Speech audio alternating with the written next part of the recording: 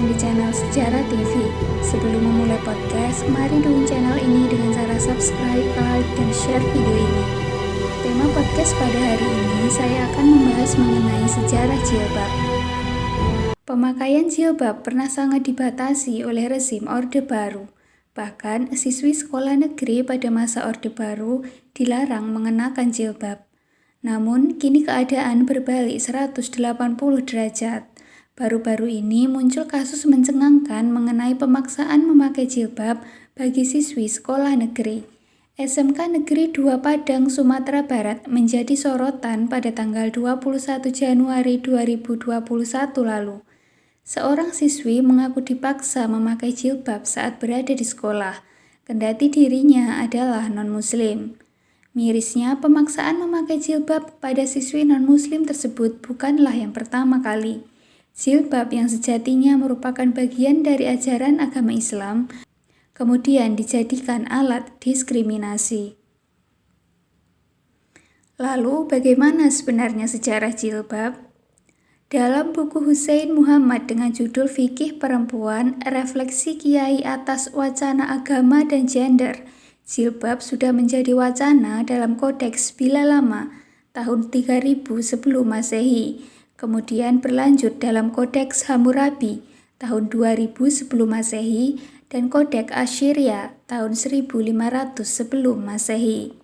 Ketika terjadi perang antara Romawi Bizantium dengan Persia, rute perdagangan antara pulau mengalami perubahan untuk menghindari akibat buruk wilayah peperangan.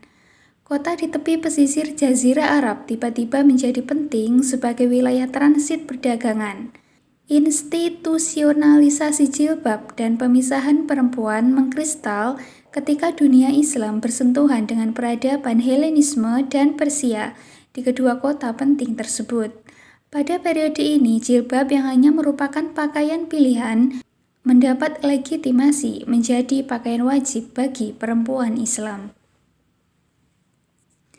Dalam buku Quraish Shihab yang berjudul Wawasan Al-Quran Tafsir Maudul atas berbagai persoalan umat, ayat yang memerintahkan pemakaian jilbab turun untuk menanggapi model pakaian perempuan yang ketika itu menggunakan penutup kepala, tetapi tidak menjangkau bagian dada, sehingga bagian dada dan leher tetap kelihatan.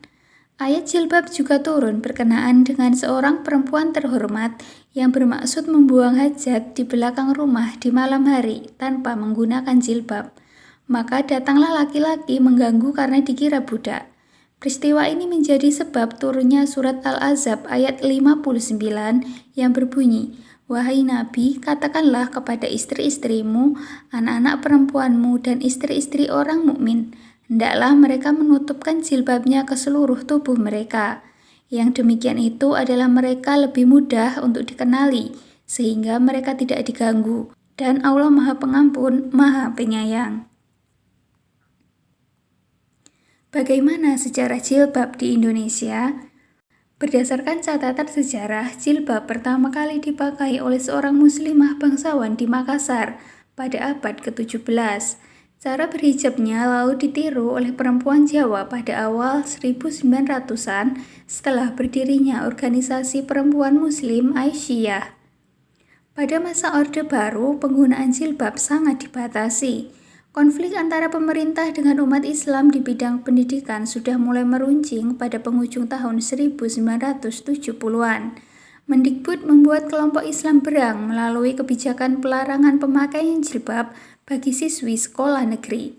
Berdasarkan peraturan seragam sekolah yang terbit tidak lama setelah kebijakan penghapusan libur Ramadan, semua siswa SMA negeri pada masa itu diwajibkan memakai seragam tanpa penutup kepala.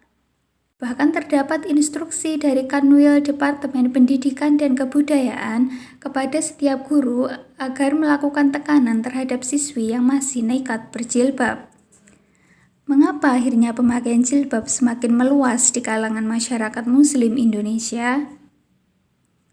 Di penghujung dasawarsa 1980-an, Soeharto mulai mengakomodasi tuntutan umat Islam terhadap isu pelarangan jilbab dan pendidikan agama di sekolah. Pada 1991, pemerintah merilis kebijakan baru tentang seragam sekolah. jilbab ditetapkan sebagai seragam sekolah alternatif bagi muslimah. Dewasa ini jilbab telah menjadi tren mode dan fashion.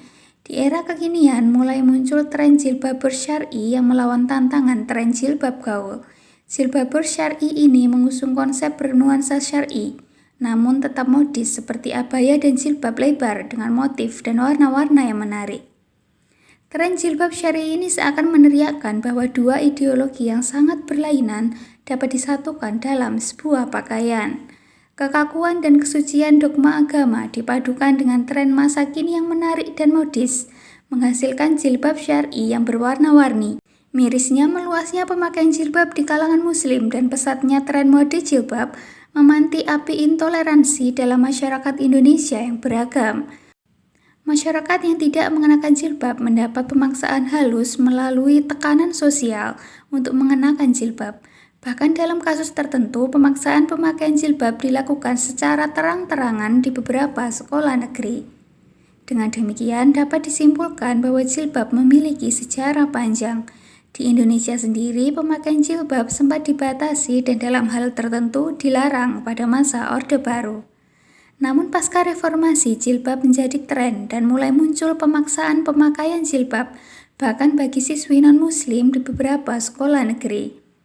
Demikian penjelasan mengenai sejarah jilbab. Apabila ada pertanyaan, dapat ditanyakan di kolom komentar. Jangan lupa untuk terus dukung channel ini dengan cara like, subscribe, dan share video ini. Terima kasih.